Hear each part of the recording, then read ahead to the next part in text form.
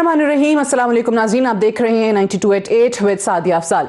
नाज़रीन, पंजाब में बल्दियाती इंतखाबात ईवीएम के ज़रिए होना एक लाजमी अमल करार दे दिया गया है। पंजाब हुकूमत की जानिब से ये ऑर्डिनेंस जारी किया गया है जिसमें इलेक्ट्रॉनिक वोटिंग मशीनों के ज़रिए ही वोटिंग को लाजिम करार दिया गया है और साथ ही साथ ये भी कि बल्दियाती इंतखाबात जो हैं वो सीक्रेट बैलेट के ज़रिए होंगे।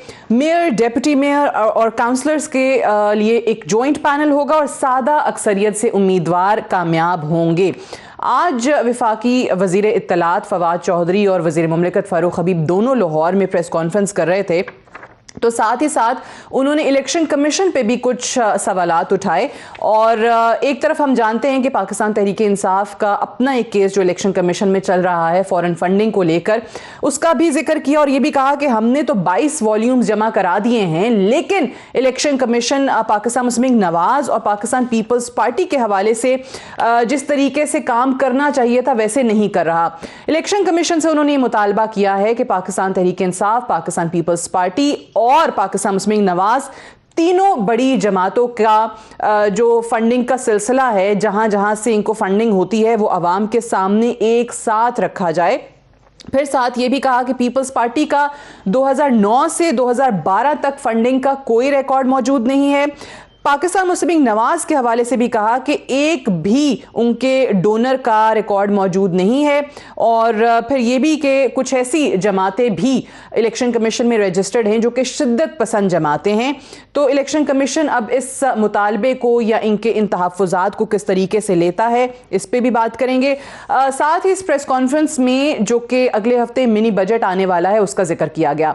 फवाद चौधरी कहते हैं कि जी मिनी बजट का नाम तो ऐसे ही दे दिया गया है, ये सिर्फ एडजस्टमेंट जो हैं वो की जा रही हैं और बहुत सा इसमें काम जो है ये एडजस्टमेंट्स पहले ही हो चुकी हैं। मिसाल के तौर पे जो बिजली के नर्ख बढ़ने हैं वो पहले ही बढ़ा दिए गए हैं, टैरिफ पहले ही बढ़ा दिया गया है।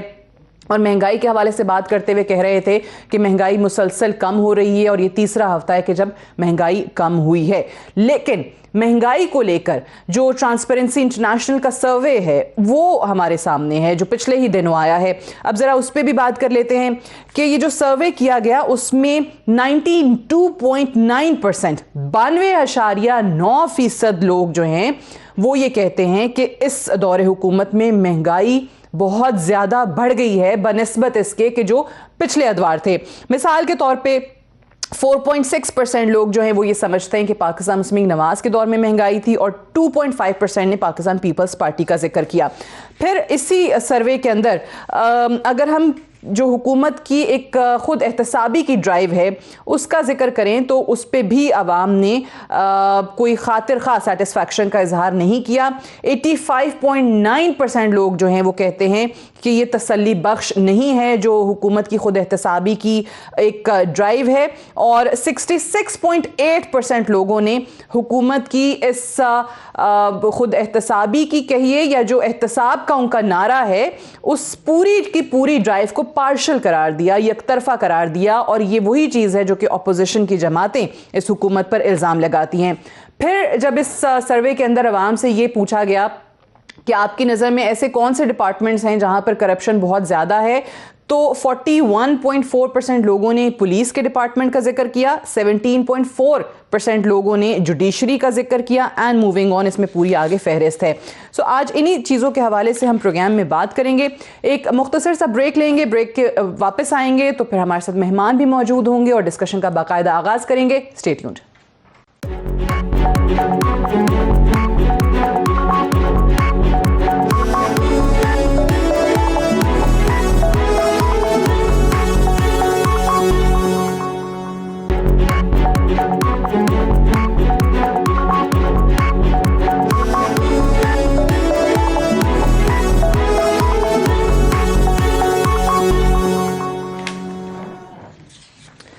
Welcome back. प्रोग्राम में एक बार फिर से खुश आमदीद। मेहमानों का आपसे तारुफ करवा दें। हमारे साथ मौजूद हैं इस्लामाबाद स्टूडियोज़ में डॉक्टर तारिक फजल चौधरी साहब, सीनियर रहनुमा पाकिस्तान मुस्लिम लीग नवाज के। सदाकत अली अब्बासी साहब हमारे साथ मौजूद हैं, MNA हैं पाकिस्तान तहरीक इंसाफ से, आप दोनों का बहुत शुक्रिया। और तैमूर तालपुर साहब हमारे साथ मौजूद हैं पाकिस्तान पीपल्स पार्टी की तरफ से, सूबाई वज़ीर सिंध हैं, आपको भी प्रोग्राम में खुश आमदीद कहते हैं। डॉक्टर साहब, सबसे पहले तो आपसे आगाज़ करेंगे पंजाब हुकूमत ने ऑर्डिनेंस जो है वो जारी कर दिया है और उसमें ईवीएम के जरिए ही बल्दियाती इंतखाबात कराने को लाजमी करार दिया गया है। सो अब आप इस पे कोई जा रहे हैं अदालतों में या क्या करेंगे? आप लोग तो वैसे ही ईवीएम को नहीं मानते। बिस्मिल्लाहिर्रहमानिर्रहीम, बहुत शुक्रिया आज आपने प्रोग्राम में दावत दी सारिया। देखिए, ईवीएम का मसला तो उस वक्त से आपको पता है कि ज़ेर बहस है कि जब से एक मैं ये कहूँगा कि गैर जमहूरी तरीके से बुलडोज़ करके इस बिल को जॉइंट सेशन से पास किया गया, और जब जॉइंट सेशन को कुछ दिनों के लिए मुलतवी किया गया तो कहा यह गया कि मुलतवी इस बुनियाद पे किया जा रहा है कि हम अपोजिशन को कॉन्फिडेंस में लेंगे और अपोजिशन के तहफ़्फ़ुज़ात दूर करेंगे। लेकिन जैसे ही इनके नंबर गेम जो है वो डॉक्टर आमिर लियाकत हुसैन साहब ने बताया गए पूरे करा दिए गए या कर लिए, जो भी वो जो उन्होंने कहा कि हम आए नहीं हैं, लाए गए हैं, जो भी हुआ, एहतमाम जब मुकम्मल हो गया तो उस वक्त उन्होंने रातों रात फिर वो कर दिया जी कि हम जॉइंट सेशन कर रहे हैं, और उसमें उन्होंने वो बिल पास कर लिया और उसके बाद से ये बहस अभी जारी है। चूँकि अब ये एक जॉइंट सेशन से पास हो चुका है ज़ाहिर है, और अब इसमें जो हमारी कानूनी माहिरीन की टीमें हैं, ये बात तो तय है। पहली बात मैं आपको बता दूं कि ईवीएम से इलेक्शन नहीं होना ईवीएम से। बल्दियाती की बात कर रहे हैं आप? मैं दोनों की बात कर रहा हूं, जनरल इलेक्शन, मैं दोनों की बात कर रहा हूं। अच्छा, इसको हम बाकायदा चैलेंज करेंगे, अपोजिशन पार्टियां से बाकायदा चैलेंज करने जा रही हैं। तमाम जो कानूनी चाराजोई जिसका हक हमें हासिल है वो हम इस्तेमाल करेंगे, और इंशाअल्लाह ताला ये जिस तरीके से इन्होंने, मैंने अर्ज़ किया कि बुलडोज़ किया है, इसको हम इंशाअल्लाह स्ट्राइक डाउन करवाएंगे। एक बात।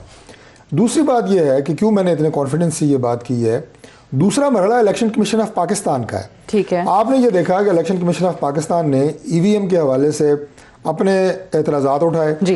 कुछ उसमें टेक्निकल थे, कुछ उसमें टाइम फ्रेम के हवाले से थे कि आपको इतनी लाख मशीनें इतने कम टाइम में अगर बनानी है, असर एंड ऑर्डर करनी है, टेक्निकल स्टाफ को आपने ट्रेन करना है, तो ये मोटी मोटी बातें।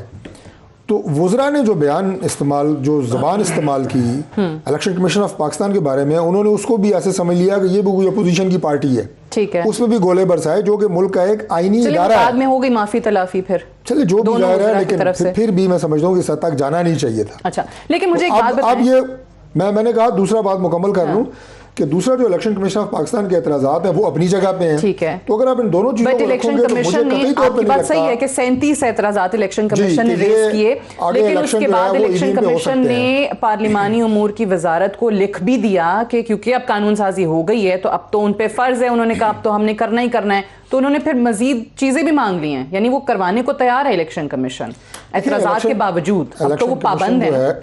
इलेक्शन कमीशन ज़ाहिर है, मैंने अर्ज़ किया कि मुल्क का एक आईनी इदारा है, इंडिपेंडेंट इदारा है, आईन और कानून के ताबे है। अगर एक कानून बन गया है तो वो उस कानून के तो ताबे है। बिल्कुल। लेकिन जो मैंने कहा कि जो उन्होंने टेक्निकल रीजंस लिखी हैं, एतराज़ात उठाए हैं टाइम फ्रेम के, मैनेजमेंट के, क्या वो उसे फुलफिल कर पाएंगे? वो कोशिश करेंगे, बट आप कोर्ट जा रहे हैं। मुझे लगता ये है कि उनके उस टाइम फ्रेम में प्रैक्टिकली पॉसिबल नहीं है, नंबर 1।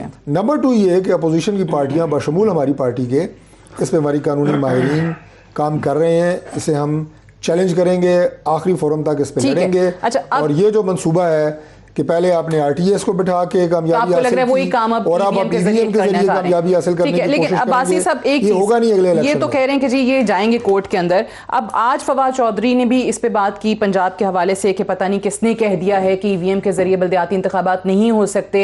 वो शायद हवाला दे रहे थे नाम लिए बगैर आपके अपने साइंस एंड टेक्नोलॉजी के वजीर शिबली फराज का। आप लोगों की कॉन्ट्रडिक्शंस भी बहुत हैं। एक तरफ आप ऑर्डिनेंस जारी करते हैं पंजाब में, शिबली फराज साहब कहते हैं कि बल्दियाती इंतखाबात में ईवीएम का इस्तेमाल हो ही नहीं सकता क्योंकि वो इतने वसी पैमाने पे होते हैं।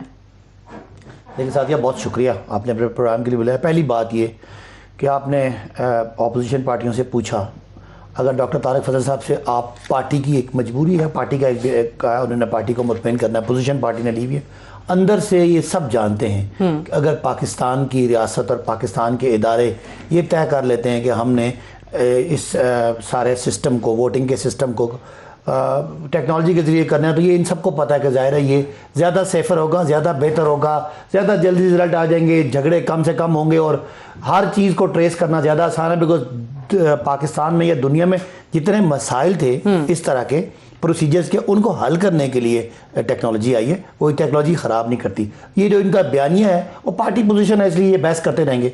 मेरी मालूमात के मुताबिक इलेक्शन कमीशन ने कह दिया है कि वो ईवीएम पे इलेक्शन कराने के लिए तैयार है। फंड्स मांगे हैं उन्होंने। जी हाँ, एक बात बिल्कुल कि जिस वॉल्यूम पे बल्दियाती इलेक्शन हो रहे हैं, मेरा अपना जाती ख्याल ये है कि इलेक्शन में जो उसका पायलट प्रोजेक्ट है वो सारे बल्दियाती इलेक्शन में ट्राई किए जाएंगे। अच्छा। कुछ एरियाज में और कुछ पोलिंग स्टेशन पे वो ट्राई कर दिए जाएंगे, बिकॉज इलेक्शन भी बल्दियाती पूरे पंजाब में आप कह रहे हैं कि नहीं होंगे। देखिए अभी तो इलेक्शन हो रहे हैं, ये फेजेस में हो रहा है। केपी में भी सारा इलेक्शन नहीं हो रहा, पंजाब में भी मेरे मालूमात के मुताबिक केपी में ईवीएम का इस्तेमाल नहीं है। इलेक्शन एक ही नहीं होगा। और मुझे इलेक्शन अगर मार्च में हो जाते हैं तो मार्च तक मेरा ख्याल है कि ये तैयारी कर ली जाएगी कि अगर ईवीएम को लाना भी है तो अब ये तो अभी डिसाइड नहीं हुआ कि एकदम से लेके आना है या फेजेस में लाना है। लेकिन एक बात तो तय है, 2023 का जनरल इलेक्शन ईवीएम पे होना है।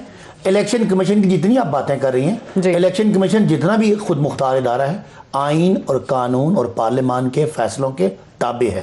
पार्लियामान ने फैसला कर दिया है कि ईवीएम से होना है, इलेक्शन कमीशन को करना पड़ेगा। ऑटोनमस एक इदारा है, बट इलेक्शन कमीशन भी अगर बहुत ज्यादा एतराजात हैं, कोई चीज प्रैक्टिकली पॉसिबल नहीं है, तो वो आइन की या कानून की तशरीह के लिए वो भी अदालत का रुख कर सकता है। नहीं, वो तशरीह के लिए कर सकता है, लेकिन कोई ये इलेक्शन कमीशन और अदालत के दरमियान नहीं होगा। उसमें तीसरी पार्टी हुकूमत है और हुकूमत ने लेकिन उनके तमाम। देखिए मैं एक जुमला बोलूं, गवर्नमेंट जो है ना, इमरान खान हुकूमत कमिटेड है कि ये कराने के लिए, तो हम कहते हैं ना हम आखिरी हद तक जाएंगे इलेक्शन कमीशन को कन्विंस भी करने के लिए और फैसिलिटेट भी करने के लिए और उसकी कैपेसिटी बिल्डिंग के लिए भी जो चाहिए होगा वो दिया जाएगा। वरना ये बहुत बड़ा, खुदा ना खास्ता, ऐसा कोई केओस इलेक्शन कमीशन नहीं चाहेगा कि कानून के मुखालिफ वो इलेक्शन। तीन चीजें आ गई। एक ऑर्डिनेंस जारी होता है पंजाब हुकूमत की तरफ से, वो ये कहते हैं कि ईवीएम का इस्तेमाल पंजाब के बल्दियाती इंतखाबात में लाजमी है। शिबली फराज साहब वफाकी वजीर हैं, वो ये कहते हैं कि बल्दियाती इंतखाबात में ईवीएम का इस्तेमाल नहीं हो सकता क्योंकि बल्दियाती इंतखाबात का वॉल्यूम जो है वो बहुत बड़ा है। और सदाकत अली अब्बासी साहब ये कहते हैं कि उनका ख्याल ये है कि कुछ हलकों में हो जाएगा और कुछ हलकों में नहीं होगा। तो ये तीन चीजें हमारे सामने आ गई। तैमूर तालपुर साहब वो कह रहे हैं कि बल्दियाती इंतखाबात में ज़ाहिर है कंप्लीट इसका इस्तेमाल हो या ना हो ईवीएम का, 2023 के इंतखाबात में, जनरल इंतखाबात में ज़रूर होगा। डॉक्टर तारिक फजल चौधरी साहब ने जो बात की, क्या आप लोग भी इस पर अदालत का रुख कर रहे हैं 2023 के? क्योंकि सड़कों पर आने से ईवीएम का इस्तेमाल नहीं रुकेगा, सड़कों पर आने से हुकूमत इस चीज़ को वापस नहीं लेगी, तो कानूनी चाराजोई की तरफ जा रहे हैं या नहीं? बिस्मिल्लाहिर्रहमानिर्रहीम। बहुत बहुत शुक्रिया सादिया साहिबा। सबसे पहले तो ये ईवीएम नहीं है, इसका असल नाम ERM है, इलेक्ट्रॉनिक रिगिंग मशीन। क्योंकि अब इनके पास और कोई सहारा नहीं है फिर कभी मेरे ख्याल से मुल्क की सियासत में आने का या हुकूमत बनाने का, सिवाय कि कोई बैकडोर जैसे पहले इनको मिला था वैसे ही कोई बैकडोर को अपना ले। दूसरी बात, आप मुझे ये बता दें कि इमरान खान ने आने से पहले या आने के बाद अभी जो 3.5 साल हुए हैं उसमें कोई एक बात या कमिटमेंट पूरी की है अवाम के साथ जो ये ERM को लेके आएंगे? लिहाजा इनकी सिर्फ और सिर्फ बातें हैं। और इलेक्शन तो बहुत दूर है, अभी जनरल इलेक्शन में 1.5 साल पड़ा हुआ है, पर आप देखेंगी कि ये बल्दियाती इलेक्शन में भी इसका इस्तेमाल नहीं कर सकेंगे। इनको सिर्फ बातें करनी आती हैं, वो बातें कर रहे हैं। मेरे ख्याल से आवाम को परेशान नहीं होना चाहिए इनकी बातों में आकर, और हमें बिल्कुल मैं समझता हूँ कि कोटों का रुख करना भी चाहिए और हम करेंगे भी सही। और मेरे ख्याल से सारी अपोजिशन जमातें एक साथ जाएंगी, क्योंकि सोच समझ बात है कि एक ऐसा सिस्टम जो दुनिया के 10% ममालिक में भी नहीं चल रहा, उसको पाकिस्तान की इस इकोनॉमिक सिचुएशन के अंदर हमें क्यों ज़रूरत है? जब सारी अपोजिशन इसके खिलाफ है, जब आपका इलेक्शन कमीशन इसके खिलाफ है, तो फिर क्या ज़रूरत है? ऐसी कौन सी चीज़ आपको, ऐसा रिजल्ट आपको मिलने वाला है जो आपको और कहीं से नहीं मिल सकता? अच्छा, ठीक है। तो आप कह रहे हैं आप भी बाकी ऑपोजिशन जमातों की तरह जाएंगे, अदालत का रुख करेंगे इस पे। अच्छा, अब एक और मामला इलेक्शन कमीशन की ही, क्योंकि अभी हम बात कर रहे थे इस पर तो एतराज़ात आ गए हैं। अभी डॉक्टर साहब ने भी जिक्र किया था कि 2 वज़रा की तरफ से इलेक्शन कमीशन पर कुछ बयानात जारी किए गए थे, फिर उसके बाद इलेक्शन कमीशन ने जब नोटिस लिया तो वहाँ गए, माफ़ी तलाफ़ी भी हो गई। डॉक्टर साहब, आज क्योंकि PTI का फॉरेन फंडिंग केस तो चल रहा है और आप लोगों को भी बड़ा यकीन है कि इसमें अगर कुछ आया तो PTI बड़ी मुश्किल में होगी, आज उन्होंने ये मुतालबा किया है कि तीनों बड़ी पार्टियों का जो फंडिंग का रिकॉर्ड है वो एक साथ सामने लाएं। नून लीग पर ये उन्होंने इल्ज़ाम भी लगाया है कि एक भी डोनर का रिकॉर्ड मौजूद नहीं है। कुछ आपके यहाँ पार्टी ऑफिसेस का हवाला दिया, F7 में, F8 में, कि वो भी शायद कम उनकी भी मालियत दिखाई गई है इलेक्शन कमीशन में। सो ये क्या मामला है, आप लोगों ने कोई रिकॉर्ड नहीं दिया हुआ इलेक्शन कमीशन में? सबसे पहली बात तो मैं आपको ये बताऊं कि F8 में जो पार्टी का ऑफिस है वो 2004 से मेरे घर में है। अच्छा जी, वो मेरा आपके घर में? बिल्कुल, वो मेरा F8 वाला ऑफिस जिसका था। आज एड्रेस भी बता रहे थे। मैंने एड्रेस सुना नहीं, लेकिन F8 में एक ही ऑफिस है। अच्छा, वो मेरा ऑफिस था। ठीक है। और 2004 से वो हमारे पार्टी का मरकजी सेक्रेटेरिएट रहा है।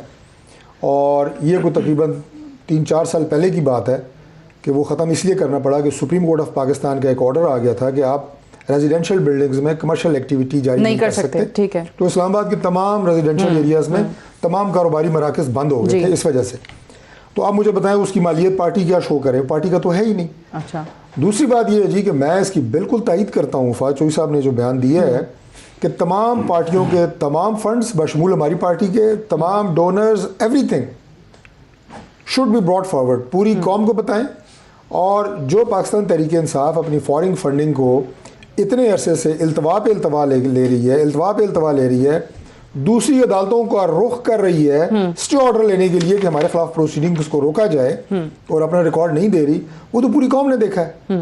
तो इसलिए अगर उन्होंने मैं ये कहूँगा कि अगर इलेक्शन कमीशन से उन्होंने अपील की है या दरख्वास्त की है, मैं इसे एंडोर्स करता हूँ। अच्छा, कि तमाम पार्टियों की फंडिंग बिल्कुल रिकॉर्ड जो भी है सामने लाया जाए।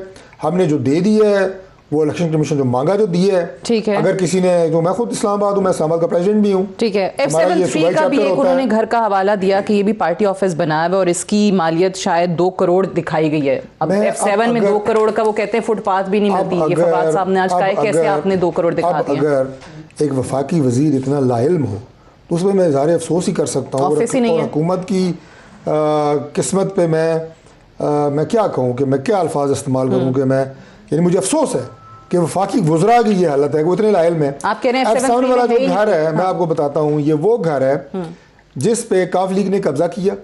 अच्छा जी, वो अंडर लिटिगेशन है। उस घर की जो लिटिगेशन है वो भी कोर्ट में मैं गया हुआ हूँ। अटॉर्नी पार्टी प्रेसिडेंट की थी और मैं उसमें एज पार्टी हम उसको केस लड़ रहे हैं। ठीक, उस पर कब्जा काफ लीग ने किया हुआ था और इस वक्त वो घर सील्ड है कोर्ट की तरफ से। लिहाजा वो अंडर लिटिगेशन घर है, उसमें हमारा इस वक्त पोजीशन नहीं है। ठीक है, लेकिन आप ये मानते हैं कि हाँ रिकॉर्ड आए, सामने आए, सील्ड है। आप कहते हैं कि आप लोगों से जो रिकॉर्ड मांगा इलेक्शन कमीशन ने वो है।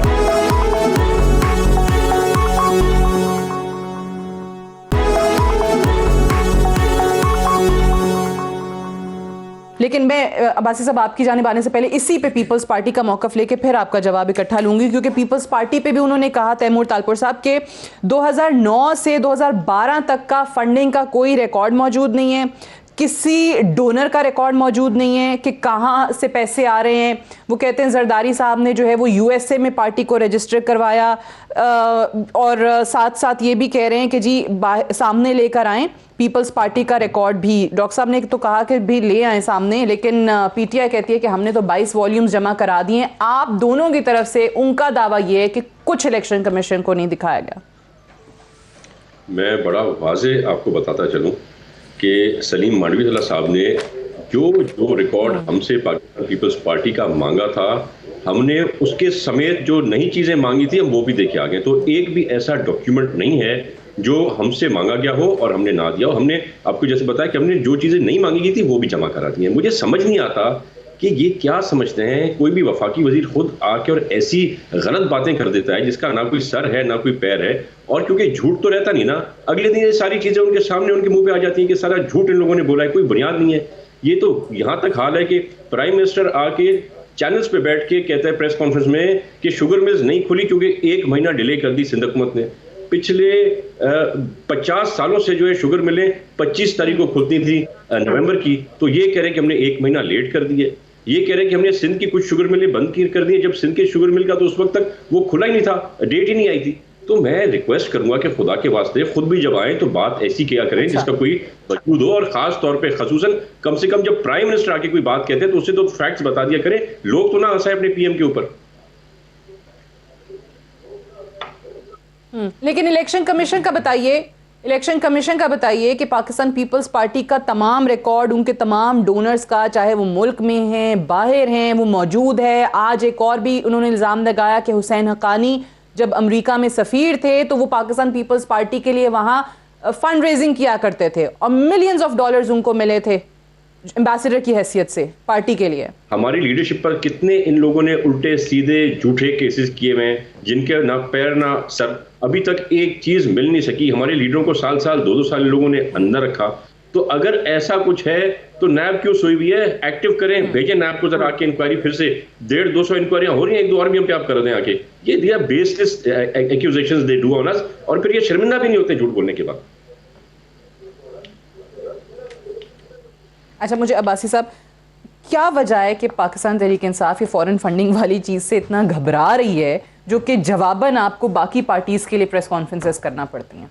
देखें सादिया, पीटीआई अगर आप किसी दुनिया के बैरून मुल्क किसी मुल्क में जाएं, आप लंदन में यानी अमेरिका बरतानिया में चले जाएं, अमेरिका में चले जाएं, कनाडा में चले जाएं, पीटीआई के बाकायदा वहाँ पे इलेक्शंस होते हैं और हज़ारों मेंबर्स हैं और हर मेंबर कम से कम $10 उसकी वो एक मंथली फ़ी है जो वो मेंबर होने के हवाले से। और मुझे इसका ज़ाती तौर पे पता है कि वो लोग वहाँ पे इलेक्शन होल्ड करते हैं और उनकी एक ही जिम्मेदारी है कि वो ऑर्गेनाइज तरीके से उस मुल्क के कानून के मुताबिक पार्टी के लिए डोनेशन देते हैं। पीटीआई से जब ये पूछा गया तो पीटीआई ने 40,000 डोनर्स का डाटा दिया है जो एक्सपर्ट्स यहाँ बैठे हुए हैं और वो हमारे लिए फंडिंग भेजते हैं। और आप हमारी पार्टी, इमरान खान साहब जब अपोजिशन में थे तो बड़े बड़े वहाँ पे डिनर करते थे और उन मुल्कों के कानून के मुताबिक एक ऑर्गेनाइज मुनज़्ज़म तरीके से हमारे पास ये पार्टी की डोनेशन आती हैं, फंडिंग आती है। अब अगर पीटीआई को उन्होंने स्क्रूटनी करनी है और कहीं कोई इरेगुलरिटी किसी जगह पे भी अगर हुई है तो हमारा सवाल ये है कि ये कोई भी यो मैकेनिज्म है, इसमें बड़ी पॉलिटिकल पार्टीज को आप इकट्ठा उनको देखें। हमें पता है कि पीएमएलएन पे और पीपल्स पार्टी के पास किसी डोनर का रिकॉर्ड ही नहीं है। वो अभी 2 घरों का इन्होंने बता दिया आपके सामने बैठे बैठे डॉक्टर साहब। घरों का मामला, ये इस्लामाबाद की बात कर रहे हैं। हाँ। जो इनके बाहर से पैसे आते हैं, एक इल्ज़ाम है कि इनको उसामा बिन लादेन ने भी फंडिंग की है। एक इल्ज़ाम यह है कि इनकी पार्टियां, इनके जो लीडर्स हैं वो अपनी ज़ाती मनी लॉन्ड्रिंग के लिए भी पार्टी फंड्स को इस्तेमाल करते हैं। तो ये सारी चीज़ें, हमारा सवाल क्या है, जैसे कोई एक जायज़ डिमांड है कि 3 बड़ी पॉलिटिकल पार्टीज हैं, तीनों को एक ही छलनी से गुजारें, भले तीनों के तीनों डिस्क्वालीफाई हो जाए और भले पीटीआई डिस्क्वालीफाई हो जाए, ये कोई नहीं हो सकता कि आप पिक एंड चूज ये तो बात समझ में आती है। सिर्फ हमारा सवाल ये है जो भी फंडिंग है ना वो एक साथ सामने लेकर आ जाए। पीटीआई ये समझती है कि हम सबसे ज्यादा डिसिप्लिन है, हमने शनाख्ती कार्डों के नंबर, उनके पासपोर्ट के नंबर और 40,000 लोगों का डाटा दिया है, जबकि हमारा दावा है कि पीपल्स पार्टी और नून लीग की जो फंडिंग जिस तरीके से होती है वो सारे गैर कानूनी है। लेकिन ये तो आपके अपनी पार्टी के अकबर एस बाबर उन लोगों की तरफ से अपनी पार्टी तो नहीं। अब अगर आप ये कहें कि आप चौधरी शुजात साहब को कहें कि वो मुस्लिम लीग के पार्टी, वो आपकी पार्टी में नहीं है, लेकिन पाकिस्तान तहरीक इंसाफ को बनाने वालों में से तो है ना। अच्छा, उस वक्त तो थे ना, one of the founding members थे या नहीं थे? अब मुझे बताएं, मुस्लिम लीग जो मुस्लिम नवाज शरीफ है, जिनमें शुजात हुसैन साहब बड़े अहम रुकन नहीं थे,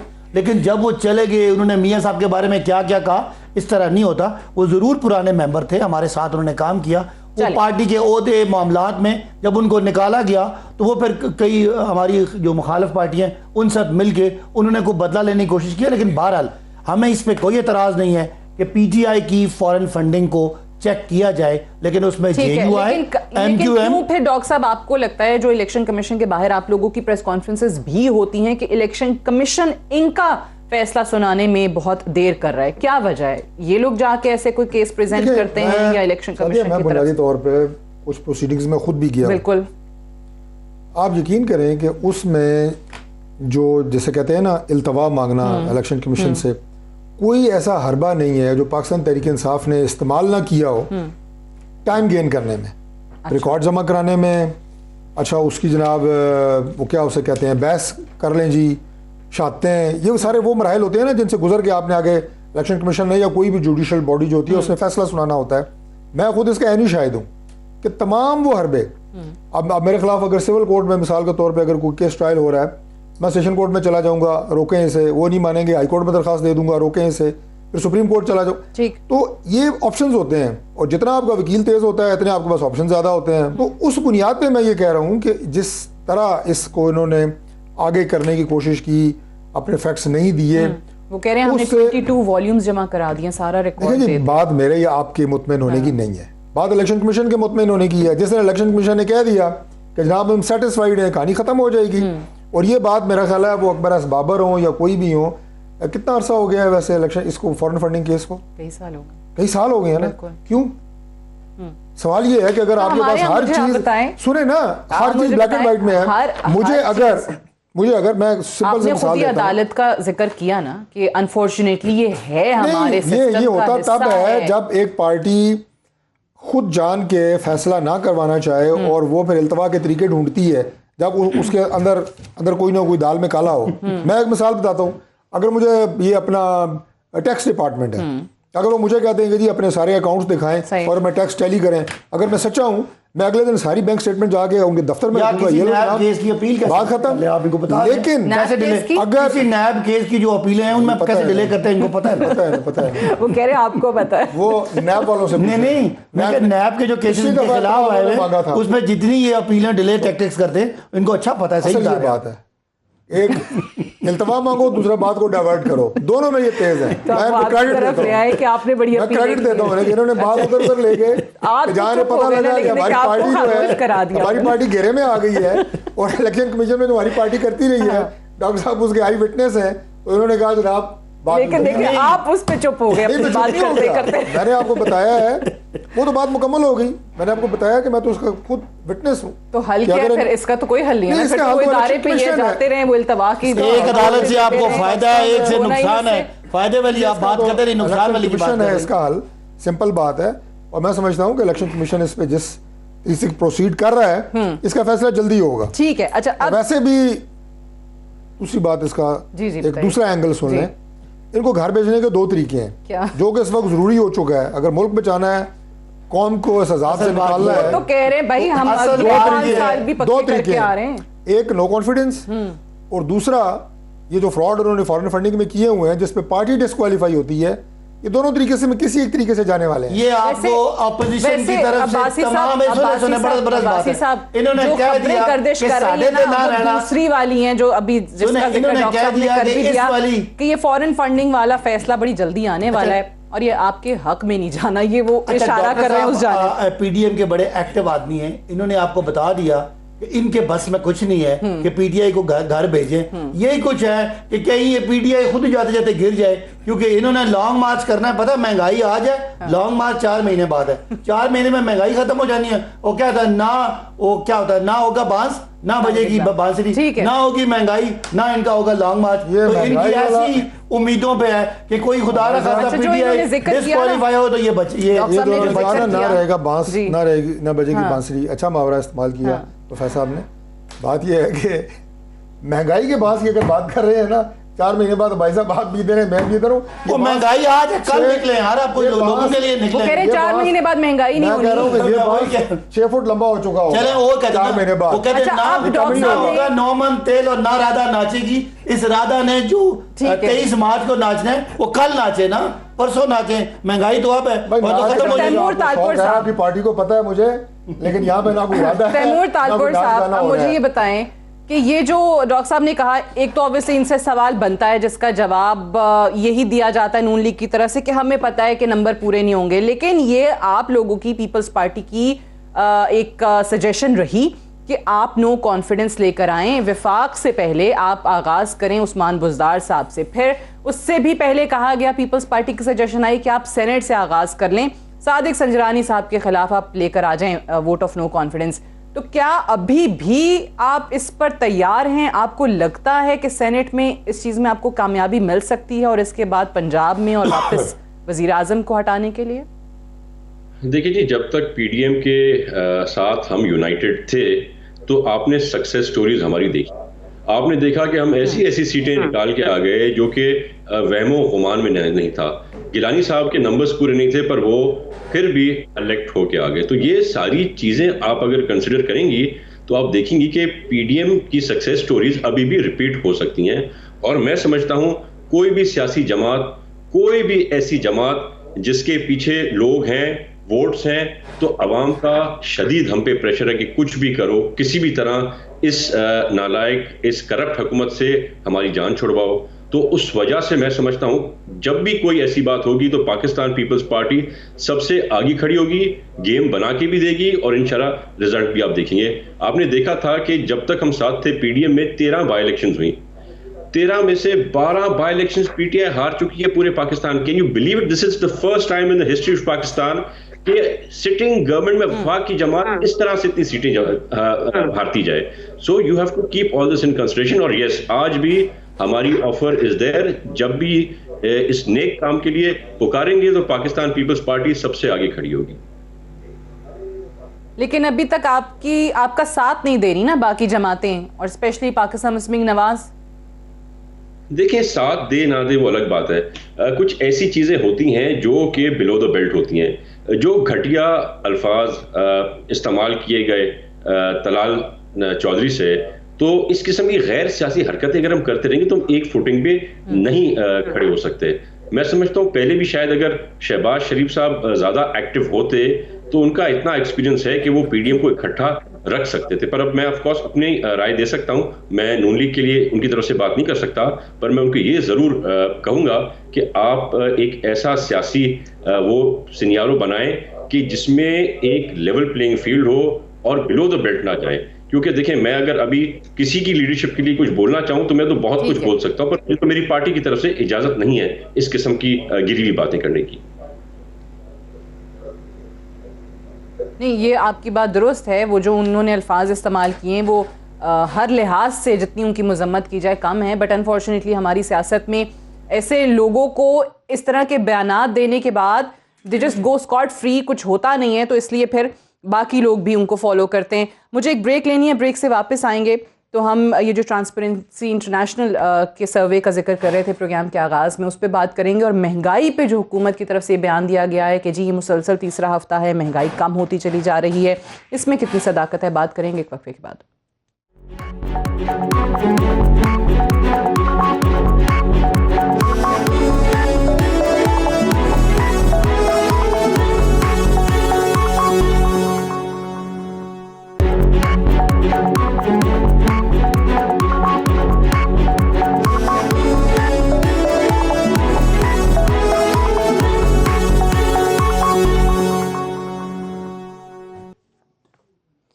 वेलकम बैक। प्रोग्राम में एक बार फिर से खुश आमदीद। हुकूमत का ये दावा है कि तीसरा मुसलसल ऐसा हफ्ता है कि महंगाई कम हो रही है।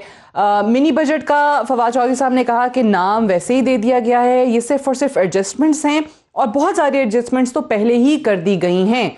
सो अब ये जो मिनी बजट आना है इसमें महंगाई होगी नहीं होगी, क्योंकि दावा हुकूमत का ये है कि अशाए खुर्दनोश की कीमतें नहीं बढ़ाई जाएंगी। But on the other hand, Abbasi साहब पहले आपसे 92.9% पाकिस्तानी वो ये कह रहे हैं कि आपकी हुकूमत में इन्फ्लेशन बहुत ज़्यादा है। 4.6% ने पीएमएलएन का नाम लिया और 2.5% ने पीपल्स पार्टी का। देखिए, बिल्कुल ये डाटा बिल्कुल ठीक है। हमने कभी भी नहीं कहा कि महंगाई नहीं है। पाकिस्तान में महंगाई बहुत ज़्यादा है इस वक्त, लेकिन ये खाली पाकिस्तान में नहीं है, पूरी दुनिया में है। और उसकी वजूहत ये है कि 2 साल तक आपने दुनिया को बंद करके रखा, कोविड की वजह से 1.5 साल तक, और जब खुला तो एकदम से डिमांड बढ़ी है और चीज़ों की शॉर्टेज है। और आपको ये मैं बताऊं कि जो आपकी ट्रांसपोर्टेशन है, जिसको फ्रेट कहते हैं, फ्रेट का रेट जो $1000 था वो $5000 हो गया। इतना महंगा हुआ क्योंकि इतनी ज़्यादा दुनिया से डिमांड आई, उसका एक इम्पैक्ट आया और पाकिस्तान में भी उसका इम्पैक्ट है। हुकूमत ने कोशिश की कि अपना जो गरीब तबका है उनको बचाने के लिए जो 3 बड़ी मोस्ट एसेंशियल आइटम्स हैं उनमें 30% सब्सिडी देने का प्लान किया। फिर जो आप आज अपने फवाद साहब की बात की, तीसरा हफ्ता वो कह रहे हैं कि महंगाई कम है, जो वीकली आपका सेंसिटिव प्राइस इंडेक्स है, अच्छा, जिसमें 51 बहुत हसास अशिया होती है खुर्दनोश, उनकी कीमतों में जो बढ़ोतरी थी वो कम होना शुरू हो गई है। आज मुझे को पता था कि चिकन बड़ा सस्ता हो गया है, चीनी भी 130-135 से करते करते अब 90 पे आ गई है। इन्हीं चीज़ों का अप डाउन है और 51 अशिया में से मोस्ट ऑफ द थिंग या स्टेबल रह रही हैं या नीचे आ रही हैं। हमने ये अभी भी नहीं कहा कि महंगाई खत्म हो गई है, महंगाई है, लेकिन इस हुकूमत ने जिस तरह हैंडल किया।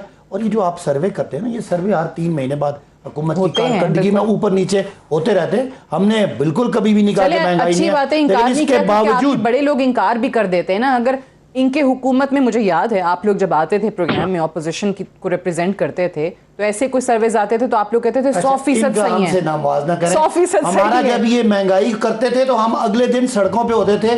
हमारे यहाँ महंगाई होती है तो ये 4 महीने की तारीख देते हैं, कहते हैं अल्लाह ताला, ये हमें कहते हैं भाई महंगाई सस्ती कर दो कि हमें निकलना ही ना पड़ जाए। डॉक्टर साहब आप लोगों ने ही इन पर उतना दबाव नहीं डाला कि महंगाई जो है वो कम हो सकती है, वो ये बात वही आ गई कि आप ऑपोजिशन जो है बड़ी वीक तरीके से कर रहे हैं जी कि महंगाई का जहाँ तक ताल्लुक है, जो इन्होंने चंद अल्फाज इस्तेमाल किए, आम आदमी से तो पहली बात इसका ताल्लुक कोई नहीं है। आम आदमी से मुराद मेरी 80% पाकिस्तानी हैं जिनके आज उनकी ज़िंदगी जो है वो गुजारनी है जीरन हो चुकी है, मुश्किल हो चुकी है, इससे तो कोई इनकार कर नहीं सकता।